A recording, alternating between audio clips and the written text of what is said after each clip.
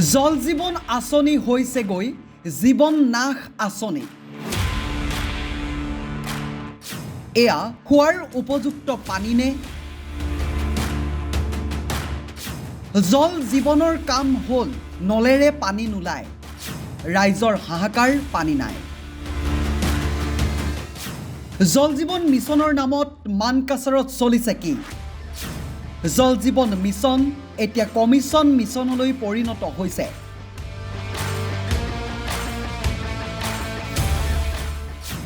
জল জীৱন মিছনৰ প্ৰকল্প সম্পূৰ্ণ হ'ল, কিন্তু ৰাইজে লাভ নকৰে পানী। এটুপি বিশুদ্ধ পানীৰ বাবে ৰাইজৰ আৰ্তনাদ। অভিযন্তাৰ নেতৃত্বত মানকাছাৰত কিমান উন্নতমানৰ কাম হৈছে জল জীৱন মিছনত। চাওক এই দৃশ্যকেইটা।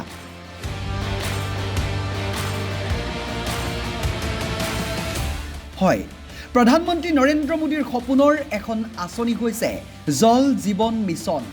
এই জল জীৱন মিছনৰ জৰিয়তে প্ৰতি ঘৰে ঘৰে বিশুদ্ধ খোৱা পানী যোগান ধৰিবলৈ গোটেই দেশৰ লগতে দক্ষিণ খালমৰা মানকাছাৰ জিলাতো ৰূপায়ণ হৈ আছে এই বৃহৎ আঁচনিৰ কাম। পিছে মানকাছাৰৰ বিভিন্ন এলেকাত এয়া কি?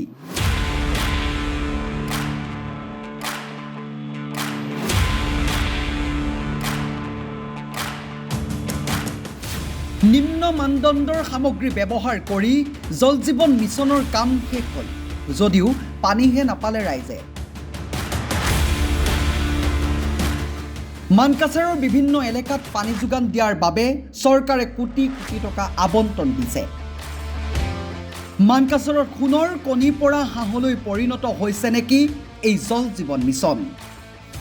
এই প্ৰকল্পটোত চৰকাৰে কোটি কোটি টকা আবণ্টন দিয়াৰ পিছতো কিয় ঠিকাদাৰে নিম্নমানৰ সামগ্ৰী ব্যৱহাৰ কৰিছে, এই বিষয়ে প্ৰশ্ন উত্থাপন কৰিছে স্থানীয় ৰাইজে। এনে দুৰ্নীতি কৰা কোম্পানী ঠিকাদাৰৰ বিৰুদ্ধে কি ব্যৱস্থা গ্ৰহণ কৰিব দক্ষিণ খালমৰা মানকাছাৰ জিলাৰ বিভাগীয় এডিচি কাৰ্যবাহী অভিযন্তাই, সেয়া পৰৱৰ্তী প্ৰতিবেদনত আমি সবিস্তাৰে ফাদিল কৰিবলৈ চেষ্টা কৰিম।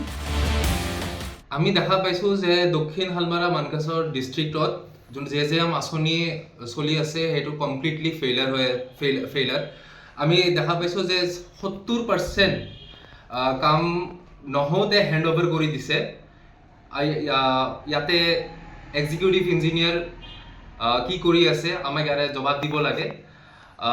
যেনেকুৱা জেজিএমৰ যোনবোৰ কাম টেপ হওক বা বিভিন্ন ধৰণৰ পানীৰ কাম নিম্ন যুগৰ মানুহক পাব লাগে, যোনবিলাক অধিকাৰী হয় সিহঁতি পানী পোৱা নাই। আৰু ইয়াতে চৰকাৰী বিভাগ কি কৰি আছে, যোনবোৰ কোটি কোটি কাম এৰিছে, সেই কামবোৰ ইয়াতে এক্সিকিউটিভ ইঞ্জিনিয়াৰ কি কৰি আছে। মই দাবী জনাম যাতে